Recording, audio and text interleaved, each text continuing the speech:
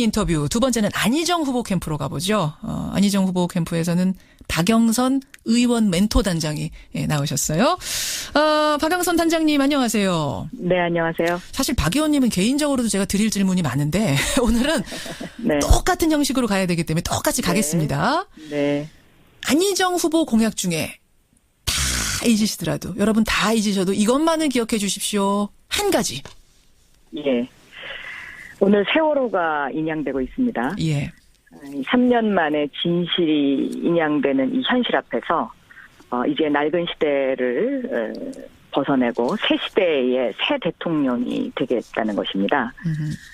이 새 시대의 새 대통령은 대연정을 통한 정치개혁, 그리고 대개혁을 통한 적폐청산, 그리고 대통합으로 안보위기와 국론 분열을 극복해서 새로운 시대 교체를 만들고 새 시대의 새 대통령이 되겠다. 예. 이렇게 말씀드릴 수 있겠습니다. 시대 교체라는 공약 한 가지만 고르라면 그걸 고르겠다 이 말씀. 네. 지금 말씀하시는 와중에 이미 나온 단어 대연정. 네. 안희정 후보를 향해서 청취자들이 뽑은 첫 번째 문제적 키워드가 바로 이 대연정이었습니다. 네. 근데 이런 거예요. 왜 불편한 질문이냐면 청산의 대상들하고 손을 잡는 대연정은 이거는 너무 나이브한 거 아니냐. 네. 외연은 넓어질지 모르지만 이거 민주당 지지자들, 또 야권 지지자들, 뭐 진보 진영에서 상당히 불편해하는 분들이 많다는 거거든요. 어떻게 답하시겠습니까? 우리나라에서 아직 한 번도 해보지 않은 것이기 때문에 국민들이 좀 의아하고 또 익숙하지 않게 생각할 수 있습니다. 그러나 지금 국민들이 가장 바라는 국가 대개혁을 위해서는 적폐청산이라는 그 방법과 과정을 거쳐야 되는데 예. 그 방법으로 대연정이 반드시 필요할 수밖에 없다는 것이죠. 적폐청산의 세력과 손을 잡는다라는 지금 비판이 있는 건데 적폐청산을 하러 가기 위해서는 손을 잡아야 된다? 대연정을 할 수밖에 없습니다. 왜냐?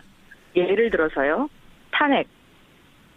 국회의원 200석 필요하지 않았습니까? 예. 그런데 그때 자유한국당에서도 탄핵에 찬성하는 의원들이 있었기 때문에 국민적 바람을 실천할 수 있었던 것이고요. 예.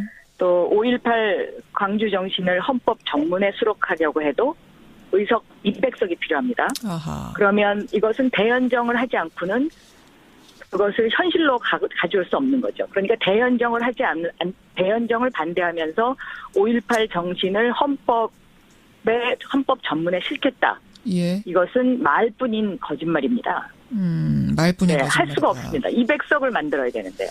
그러니까 무엇을 위해서 대연정하느냐라는 질문이 계속 안희정 지사한테 지금 가고 있는 건데 그 무엇이 적폐청산입니까? 적폐청산, 그러니까 예를 들면 예. 지금 이명박근혜 정권 동안 대한민국은 부패공화국, 예. 그리고 정의롭지 못한 정의가 사라진 공화국 아닙니까? 그러니까 이 부패청산 그리고 정의로운 대한민국을 위해서 가기 위한 대연정이 방법론인 거죠. 방법론. 근데 네. 앞에서 송영길 본부장, 그러니까 문재인 캠프 측에서 이런 말씀하셨어요. 협치까지는 가능하지만 연정이라는 건 개념이 다르다. 어떻게 그들과 연정을 할 수가 있겠네요. 굉장히 비현실적인 얘기다. 저는 문재인 캠프가요. 예. 굉장히 커튼 속에 가려져 있다고 생각하는데요. 커튼 속에요? 네, 왜냐? 지금 1000명이라는 서로 그 가치를 달리하는 영입 인사들을 모셔오지 않았습니까? 문 캠프, 예. 네. 그리고 검증도 제대로 되지 않았고요. 그런데 대연정을 하게 되면요.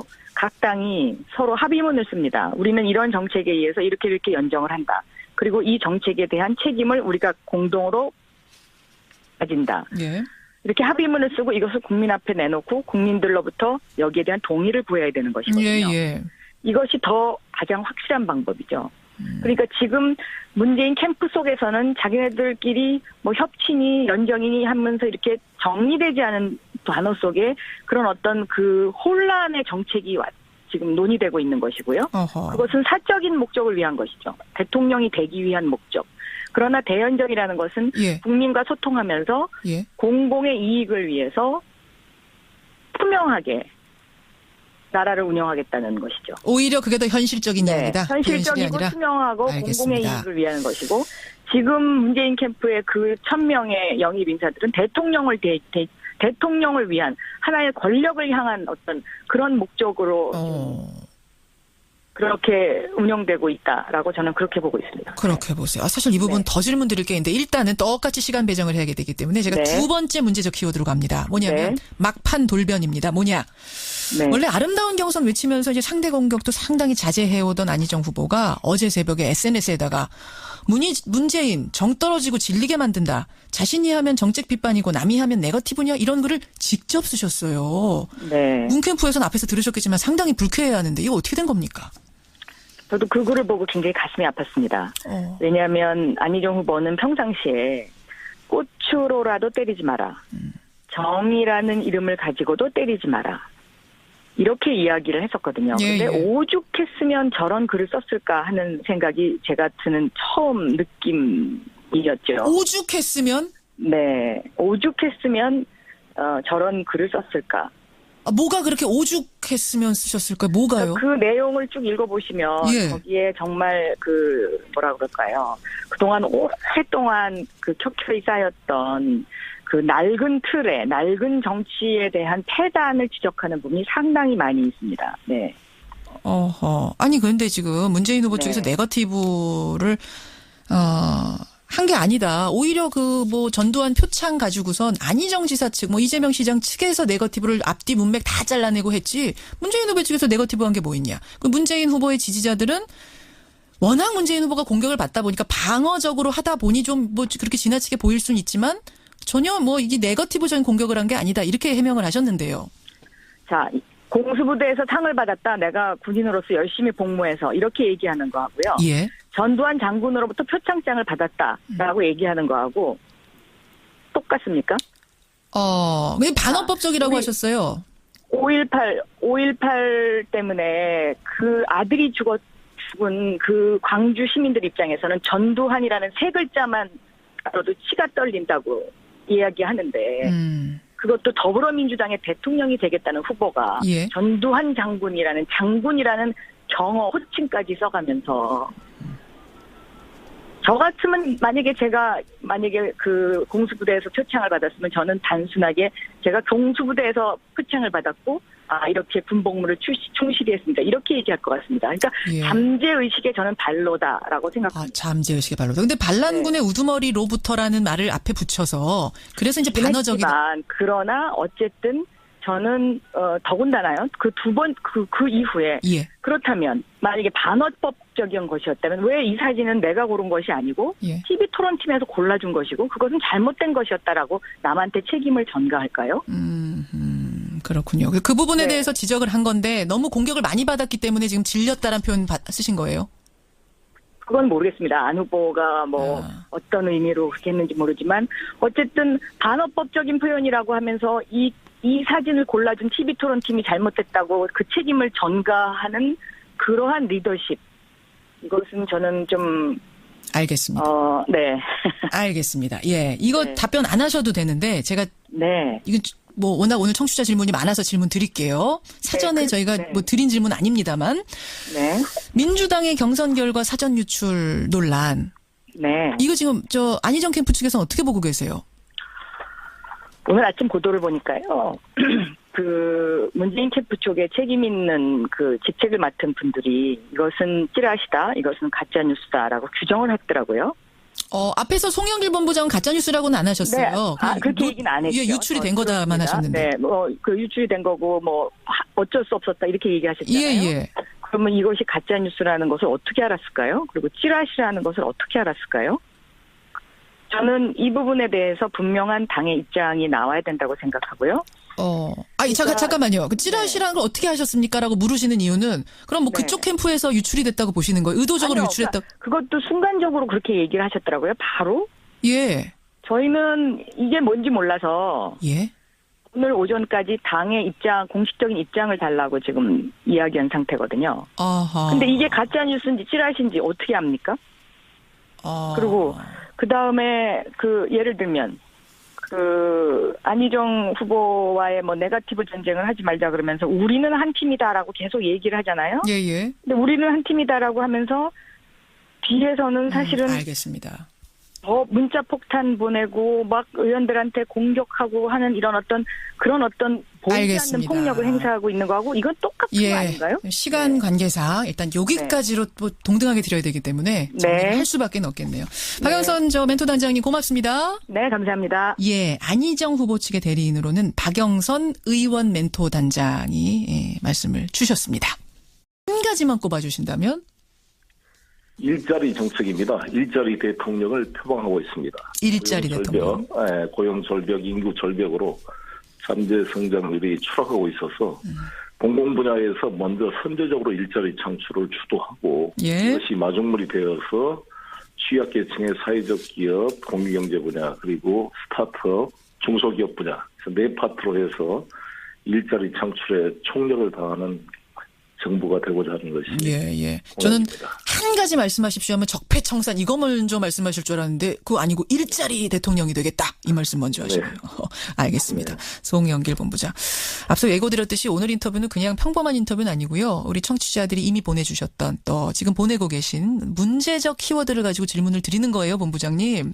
네. 문재인 후보에 대한 문제적 키워드 불편한 질문 꼭 묻고 싶은 질문 보내주십시오 했더니 첫 번째가 측근과 친노 패권 이런 키워드가 꼽혔습니다. 많이 들으신 질문일 수도 있어요. 네. 친노 패권 진짜 없습니까?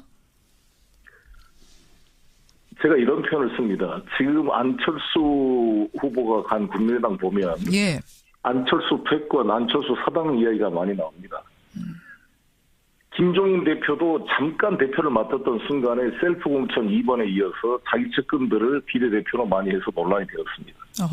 모든 정치 권력에 그런 현상이 나타나는데 문재인 패권은 어떤 가치 지향적인 강력한 어떤 이권을 나눈 것이 아닌 동지적 그러한 면이 있습니다. 동지적인 면이 있다.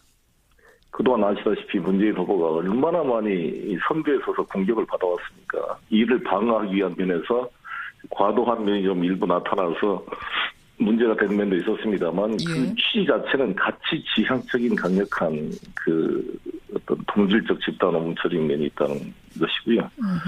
실제로 이 패권을 넘어서 그런 패권 논란을 넘어서 당 중심으로 선거를 치르겠다는 게 문재인 후보의 확고한 방침이고 그래서 제가 친문도 아니고 어떻게 보면 당에 남아있으려 그러는데 총괄선대본부장으로 저를 임명한 것 자체가 그러한 의지의 표시다 이렇게 말씀드리겠습니다. 이권을 나누는 그런 패권이 아니라 가치 지향적으로 뭉친 방어를 하다 보니까 더 이게 단단해졌다 이런 말씀이세요? 공격을 막다 보니까? 실제 그렇습니다. 지난 4년 동안 얼마나 문재인 후보를 놔두고 모든 보수 언론들이 공격을 해왔습니까? 그거를 이제 막는 과정에서 이런 면이 좀 생겼다고 봅니다. 근데 느꼈다는 사람들이 좀 많이 있잖아요. 근데 당사자는 없다고 하고 이러면은 왜 주변에서 그렇게 느끼는가 이제 이유를 찾아봐야 될 텐데. 그건 이제 어디나 그 상황을 주도하고 1등에 위치해 있는 사람들이 이제 받아야 될 어떤 숙명적인 비판 면이 있다고 생각합니다. 숙명적인 비판. 알겠습니다. 일단 문재인 대표 측에서 나오는 답변, 친노 패권이란 키워드에 대한 답변은 그것. 두 번째 키워드는요. 문제적 키워드. 네거티브가 꼽혔습니다. 네거티브. 네. 안희정 지사가 어제 SNS에다가 올린 글이 상당한 파장을 일으켰는데 이런 글을 올렸습니다. 문재인, 정 떨어지고 질리게 만든다. 자신이 하면 정책 비판이고 남이 하면 네거티브냐? 굉장히 강한 발언이었는데 이거 문재인 캠프에서 뭐라고 답하시겠어요? 이 안희정 지사의 돌직구 발언에 대해서. 네. 아마 안희정 후보께서 이 여의도 정치를 안 해봐서 처음 이런 것을 아마 겪었을 것 같아요. 무슨 말씀이세요? 충청도 도지사로 계시면 아무래도 저도 인천시장으로 있을 때로 좀 다르거든요. 국회 정면으로 이제 정당에 들어와서 치열한 어떤 논쟁을 하는 것과는 좀 차원이 다릅니다. 그리고 이 정도의 어떤 공격은 저들을 비롯해서 대부분 정치인들이 다 부딪히는 문제입니다. 이것을 너무 주관적으로 예민하게 반응하신 게 아닌가 생각을 합니다. 그리고 지난번 논란이 됐던 게 전두환 표창 논란이 됐던 건데 그럼 그 문재인 후보의 문장을 앞뒤를 다 보더라도 전두환의 표창을 받은 걸 잘하는 게 아니라 그 어려운 시기에 75년도 긴급조치 9호 시제에 군대에 강제로 끌려가서 성실하게 군 복무를 해서 오죽에 쓰면 그 전두환 같은 사람한테까지 표창을 받을 정도로 내가 국방 의무에 충실했냐를 강조하는 단어법적 표현인데. 단어법적 표현이었다. 네, 이것을 가지고 우리 내부에서 지적하는 것. 다른 보수 언론이 이걸 꼬투리 잡은 건 모르지만 예. 이것은 좀 그냥 네거티브적 성격이 있다 이렇게 보는 거고요. 다른 건 정책 검증이나 어떤 검증은 서로 간에 치열하게 필요하다고 생각합니다. 예, 예. 근데 뭐 안희정 후보 측에서는 또 이렇게 얘기할 수도 있겠어요. 근데 대연정이라는 얘기를 안희정 후보가 했을 때도 앞뒤 다 잘라내고 마치 누구와도 상관없이 손잡는다라고 해석을 해서 또 문재인 캠프 쪽에서도 문재인 후보 측에서도 공격하지 않았느냐 또 이렇게 얘기하실 수도 있을 텐데. 그거야말로 정책 비판이 될 수 있는 게 연정과 협치는 다릅니다. 연정은 국정 철학을 공유하고 내각을 나누고 정부를 공동으로 구성하는 것인데 탄핵에 반대하고 지금도 박근혜의 그런 헌법 농단 사태를 옹호하는 세력과 어떻게 국정 철학을 공유하고 장관을 나눠주고 정부를 공동으로 구성할 수가 있겠습니까? 그들도 반대하고 실현 불가능한 개념을 연정과 협치를 혼동돼서 쓰기 때문에 하는 거죠. 문재인 대통령이 되더라도 예. 협치할 것입니다. 협력할 것입니다, 국회와. 그러나 예. 같이 정부를 구성할 수는 없다 이거죠. 그럼 뭐 그 적폐청산 안 된, 개혁이 안 된 사람들은 제외하고 연정한다. 뭐 이런 설명을 계속 하시는 것 같긴 하던데요. 아니 그쪽에서도 허용하지 않죠. 책임정치 원리에도 반하고 여야가 있는 정치를 위해 하나의 일당 독재를 하겠다는 겁니까? 그러면 대연정을 하겠다는 거죠. 아하, 알겠습니다. 정부를 같이 구성할 수가 없죠. 그럼 왜 정권을 교체했습니까 우리가? 예. 잘못된 걸 바꾸려는 것인데 이 정권과 같이 권력을 공유하는 공동 대연정 정부를 만나는 것은 정권 교체 의미 자체를 부정하는 정권 교체 의미 자체를 부정하는 거다. 이 부분은 뒤에다가 또 질문 드려보기로 하죠. 자, 두 가지 불편한 키워드 질문을 드렸는데 그러면 문재인 하면 기억해 주십시오. 희망 키워드는 뭔가요? 문재인 광화문 대통령을 말씀했습니다. 고구마 편도 있었습니다만 국민과 함께 소통하고 퇴근하고 나면 남대문에서 서민과 함께 소주 한 잔을 들이킬 수 있는 대통령, 이 국민의 눈물을 닦아주는 대통령, 정직한 대통령, 적폐를 청산하고 청년들의 일자리를 만들어서 상속자의 나라가 아니라 창업자의 나라를 만드는 새로운 희망을 만드는 대통령. 예, 그런 키워드입니다. 또 키워드. 저는 이제 문재인의 문을 문이라 그러고 제가 많이 표현하는데 이 헬조선을 탈출하는 새로운 문이 될 것이다. 여는 문. 도어다. 문 대통령이 되겠다. 저 송 의원님, 이 질문 준비 안 되셨으면 답변 준비 안 되셨으면 답은 안 하셔도 되는데 청취자 질문 하나가 들어온 게 뭐냐면요. 네. 그 민주당 경선의 사전투표 결과가 어제 하루 종일 유출이 돼서 막 돌아다니면서 네네네. 이 부정투표다. 이거 다시 해야 된다. 무효다. 여러 가지 얘기가 나오고 있어요. 어떤 입장이십니까?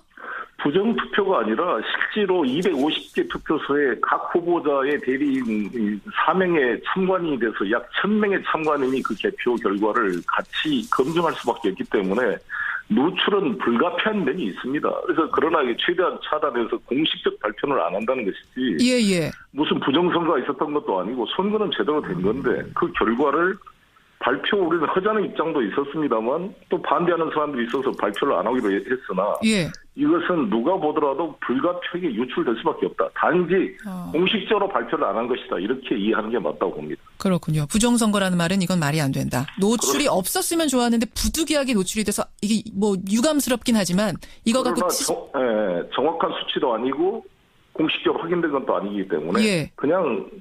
그냥 이거는 철저히 당선관에서 아마 조치를 취할 것으로 생각합니다. 알겠습니다. 이거는 뭐 미리 드린 질문이 아니었습니다. 사전에 조율된 질문이 아니지만 즉석에서 답변 주셔서 감사드리고요.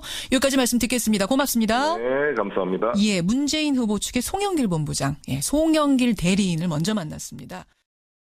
국민들이 가장 바라는 국가 대개혁을 위해서는 적폐청산이라는 그 방법과 과정을 거쳐야 되는데 예.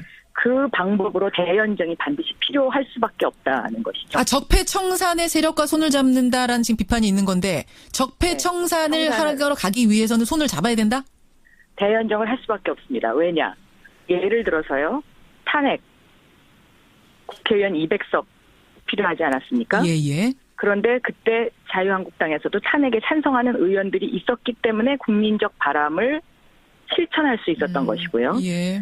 또 5.18 광주 정신을 헌법 정문에 수록하려고 해도 의석 200석이 필요합니다. 아하. 그러면 이것은 대연정을 하지 않고는 그것을 현실로 가져올 수 없는 거죠. 그러니까 대연정을 대연정을 반대하면서 5.18 정신을 헌법 전문에 실겠다. 예. 이것은 말뿐인 거짓말입니다. 말뿐인 네, 거짓말이다. 할 수가 없습니다. 200석을 만들어야 되는데요. 그러니까 무엇을 위해서 대연정하느냐라는 질문이 계속 안희정 지사한테 지금 가고 있는 건데 그 무엇이 적폐청산입니까? 적폐청산, 그러니까 예를 들면 예.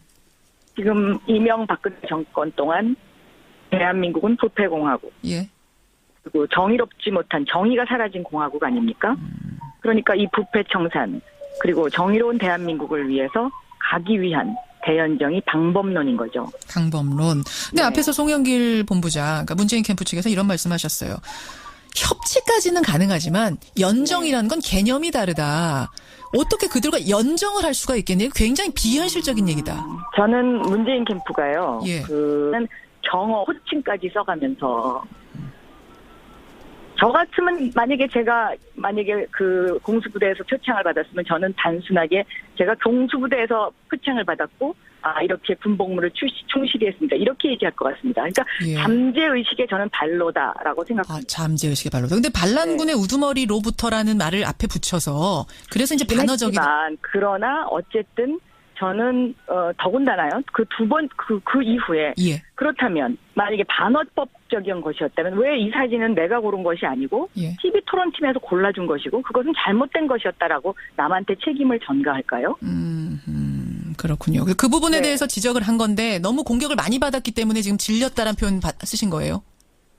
그건 모르겠습니다. 안 후보가 어떤 의미로 그렇게 했는지 모르지만 어쨌든 반어법적인 표현이라고 하면서 이 사진을 골라준 TV 토론팀이 잘못됐다고 그 책임을 전가하는 그러한 리더십.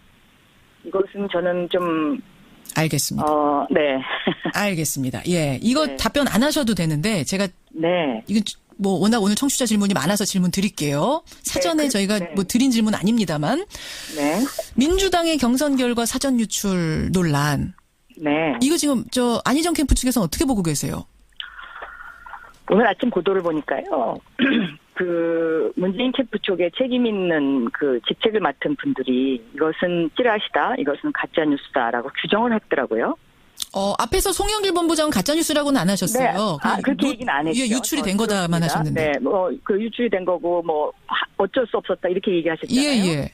굉장히 커튼 속에 가려져 있다고 생각하는데요. 커튼 속에요? 네, 왜냐. 지금 1000명이라는 서로 그 가치를 달리하는 영입 인사들을 모셔오지 않았습니까? 문캠프, 예. 네. 그리고 검증도 제대로 되지 않았고요.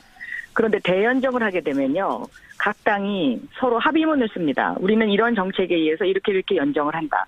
그리고 이 정책에 대한 책임을 우리가 공동으로 가진다. 예. 이렇게 합의문을 쓰고 이것을 국민 앞에 내놓고 국민들로부터 여기에 대한 동의를 구해야 되는 것이거든요. 예. 이것이 더 가장 확실한 방법이죠.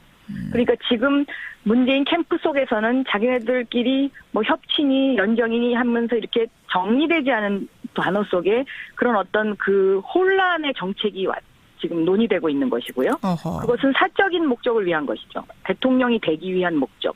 그러나 대연정이라는 것은 예. 국민과 소통하면서 예. 공공의 이익을 위해서 투명하게 나라를 운영하겠다는 것이죠. 오히려 그게 더 현실적인 이야기다. 현실적이고 투명하고 알겠습니다. 공공의 이익을 위한 것이고 지금 문재인 캠프의 그 1000명의 영입 인사들은 대통령을 위한 하나의 권력을 향한 어떤 그런 목적으로 그렇게 운영되고 있다라고 저는 그렇게 보고 있습니다. 그렇게 보세요. 사실 이 부분 더 질문 드릴 게 있는데 일단은 똑같이 시간 배정을 해야 되기 때문에 제가 두 번째 문제적 키워드로 갑니다. 뭐냐면 막판 돌변입니다. 네. 원래 아름다운 경선 외치면서 이제 상대 공격도 상당히 자제해오던 안희정 후보가 어제 새벽에 SNS에다가 문재인 정 떨어지고 질리게 만든다. 자신이 하면 정책 비판이고 남이 하면 네거티브냐 이런 글을 직접 쓰셨어요. 네. 문캠프에서는 앞에서 들으셨겠지만 상당히 불쾌해하는데 이거 어떻게 된 겁니까? 저도 그 글을 보고 굉장히 가슴이 아팠습니다. 왜냐하면 안희정 후보는 평상시에 꽃으로라도 때리지 마라. 정이라는 이름을 가지고도 때리지 마라. 이렇게 이야기를 했었거든요. 그런데 오죽했으면 저런 글을 썼을까 하는 생각이 제가 드는 처음 느낌이었죠. 오죽했으면? 네. 오죽했으면 저런 글을 썼을까. 뭐가 그렇게 오죽했으면 쓰셨을까요? 뭐가요? 그 내용을 쭉 읽어보시면 예. 거기에 정말 뭐라 그럴까요? 그동안 오랫동안 켜켜이 쌓였던 그 낡은 틀에, 낡은 정치에 대한 패단을 지적하는 부분이 상당히 많이 있습니다. 네. 아니, 그런데 지금 문재인 후보 네. 쪽에서 네거티브를, 한 게 아니다. 오히려 전두환 표창 가지고선 안희정 지사 측, 이재명 시장 측에서 네거티브를 앞뒤 문맥 다 잘라내고 했지. 문재인 후보 측에서 네거티브 한 게 뭐 있냐. 그 문재인 후보의 지지자들은 워낙 문재인 후보가 공격을 받다 보니까 방어적으로 하다 보니 좀 그렇게 지나치게 보일 수는 있지만 전혀 이게 네거티브적인 공격을 한 게 아니다. 이렇게 해명을 하셨는데요. 자, 공수부대에서 상을 받았다. 내가 군인으로서 열심히 복무해서 이렇게 얘기하는 거하고요. 예. 전두환 장군으로부터 표창장을 받았다라고 얘기하는 거하고 똑같습니까? 왜 반어법적이라고 우리 하셨어요?